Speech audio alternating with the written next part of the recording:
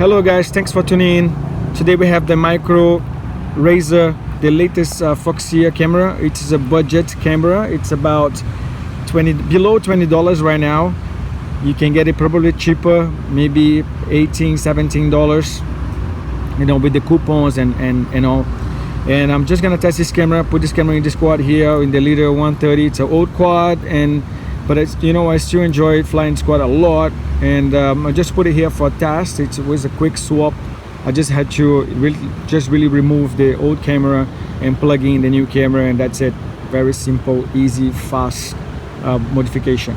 Cool. So I'm just gonna, you know, take it for a flight and show you what's this camera capable of, and see whether, you know, a $20 camera can work as good as a, you know, a 30 or maybe even 40, you know, $40 camera, video camera in the markets that you see these days.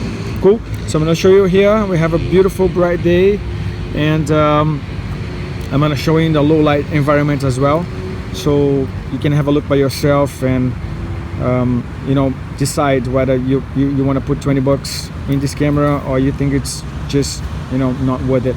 Cool. Thanks for watching, and check it out. Let's do it.